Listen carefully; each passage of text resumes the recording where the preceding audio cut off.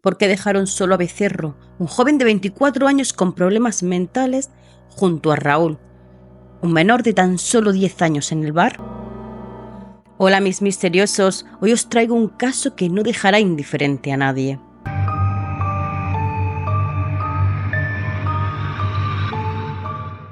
El 4 de marzo de 1988, Táliga, un pequeño pueblo extremeño, seguía con su rutina habitual. Era viernes y en el bar Cala, los clientes charlaban sin prisas, ajenos a lo que estaba por suceder. Entre ellos estaba Raúl Silva, de 10 años, acompañado de su tío. Su padre, Juan Silva, el cartero del pueblo, estaba cumpliendo con su ruta, sin imaginar el horror que estaba por desatarse. En el mismo bar se encontraba Manuel Martínez Gómez, conocido como Becerro, un joven de 24 años que trabajaba como carbonero.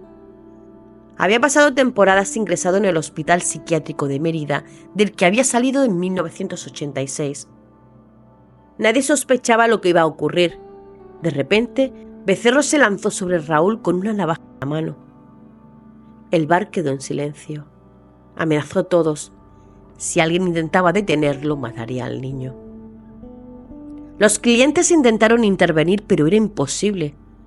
José Piñero, uno de los presentes, trató de arrebatarle al niño, pero Becerro reaccionó dándole una navaja en el brazo. La situación se descontroló. El miedo se apoderó del lugar y la gente salió corriendo, dejando al agresor solo con el niño. Un vecino corrió a avisar a la Guardia Civil. Desde fuera, los que se habían refugiado podían escuchar los lamentos del pequeño. Cada segundo que pasaba aumentaba la tensión. Y entonces sucedió lo peor.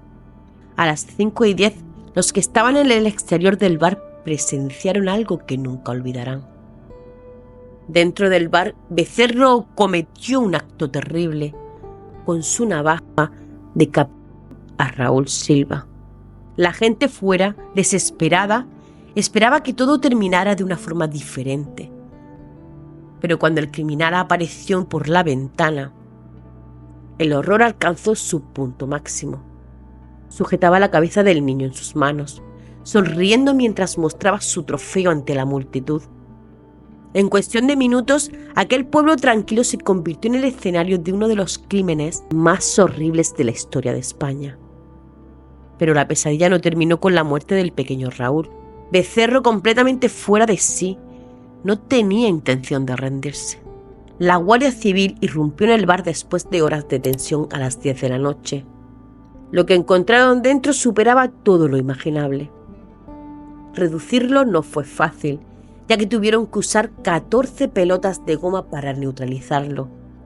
Pero aún así se resistió, y en el forcejeo hirió a uno de los agentes. Finalmente lograron someterlo y al entrar al bar, la escena que encontraron era espantosa. La cabeza del niño, que Becerro había mostrado con orgullo, estaba ahora en una cocina dentro del bar. Había sido arrojada al fuego y estaba casi calcinada, mientras que el resto del cuerpo de Raúl también estaba chamuscado. En un principio se sospechó que el asesino había devorado los sesos del niño, pero esta hipótesis fue descartada. Manuel Martínez Gómez, Becerro, estaba fuera de sí cuando lo detuvieron. En su delirio, pidió que trajeran al rey Juan Carlos I y a Mikhail Gorbachev, como si ellos pudieran salvarlo de lo que había hecho. Pero lo más perturbador fueron sus palabras: he matado a un dios menor. Mientras tanto, fuera del bar, el pueblo entero se enfurecía. La gente quería justicia, querían lincharlo. ¿Cómo había sido posible que nadie hubiera intervenido antes? ¿Cómo dejaron que ese hombre se encerrara con el niño? ¿Por qué no lo detuvieron cuando mostró la cabeza por la ventana? Preguntas sin respuesta que solo aumentaban el deseo de venganza. Pero la justicia no la impartió la gente. Manuel Martínez Gómez fue llevado al Hospital Psiquiátrico de Mérida y luego al Hospital Universitario de Sevilla, donde los médicos lo sedaron para calmarlo. Allí, un equipo de psiquiatras confirmó lo que muchos ya sospechaban. Sufría esquizofrenia paranoide con delirios místicos religiosos. El crimen dejó una herida profunda en Táliga. El ayuntamiento decretó 3 días de luto por Raúl Silva. El niño de 11 años que todos recordarán como amable, querido por todos, pero la indignación no se calmó con el luto. ¿Cómo alguien como él había sido liberado?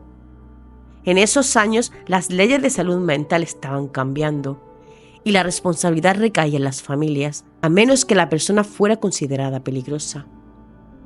Pero ¿cómo se mide el peligro antes de que ocurra una tragedia? El caso de Raúl Silva mostró que a veces las señales de advertencia no son suficientes para evitar el horror. Tengo ganas de matar a alguien. Los días antes de la tragedia, quienes estaban cerca de Manuel Martínez Gómez ya notaban que algo no iba bien. Su madre, preocupada, veía a su hijo más deprimido y más molesto de lo habitual. Pero ni en sus peores pesadillas habría imaginado lo que estaba a punto de pasar. No era un hombre tranquilo. Su carácter violento lo había convertido en alguien temido en Táliga. Ya había tenido varios episodios preocupantes. En una ocasión, arrastró a una joven por el suelo en un arranque de celos y solo la intervención de los vecinos evitó que la situación terminara aún peor. En 1982, golpeó brutalmente a un compañero de trabajo en la carbonería donde estaba empleado. Ese fue el detonante de su primer ingreso en el Centro de Salud Mental en la capital extremeña. Sus reacciones eran cada vez más impredecibles y peligrosas, y sin embargo nadie tomó en serio su advertencia. 3 días antes de asesinar al pequeño Raúl, Manuel Martínez Gómez dijo literalmente que tenía ganas de matar a alguien.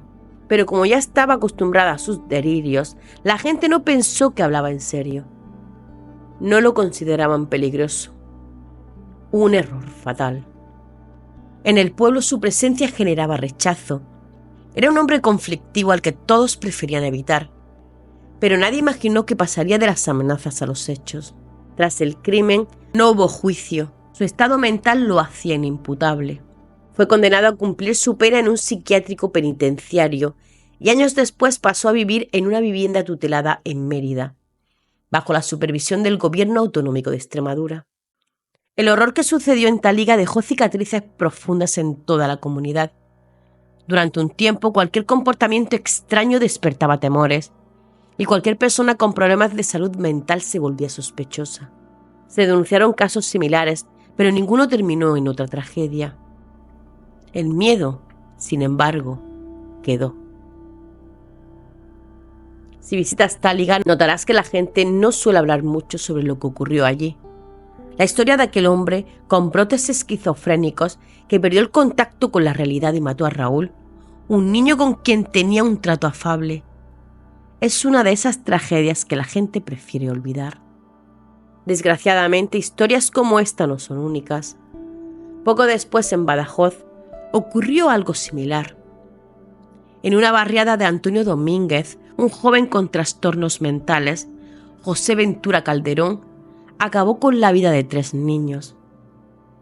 Era el 26 de diciembre de 1989 y los chicos de 9 y 11 años jugaban en la calle cuando José Ventura apareció con una pistola de su padre, un teniente del Ejército del Aire retirado. Disparó a bocajarro, matando a 2 de los niños e hiriendo al tercero. Incluso corrió tras uno de ellos que intentó escapar.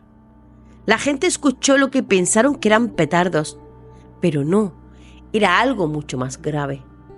La tragedia no terminó ahí.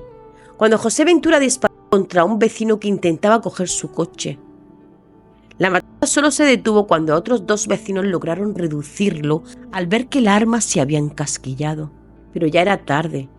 Los 3 niños estaban heridos y aunque fueron llevados al hospital, uno de ellos falleció poco después. Lo curioso es que, según contó, José Ventura había pasado la comida con su familia sin mostrar signos de estar alterado. La indignación fue enorme en el barrio. La gente no entendía cómo un joven con antecedentes de depresión, que estaba recibiendo tratamiento, pudo llegar a algo así. El acceso a la pistola de su padre dejó a todos perplejos. El alcalde de Badajoz, Manuel Rojas, decretó 2 días de luto, pero la sensación de dolor y rabia seguía presente. La pregunta era, ¿y qué le llevó a hacer esto? José Ventura siempre fue un niño tímido, aislado, y su carácter extraño se fue agravando con el paso de los años. los trastornos mentales que padecía y que parecía estar controlados por el tratamiento psiquiátrico, acabaron llevándolo a una acción incomprensible. Este caso, junto con el de Taliga, nos hace reflexionar sobre cómo las enfermedades mentales pueden llevar a una persona, incluso bajo tratamiento, a cometer actos inexplicables.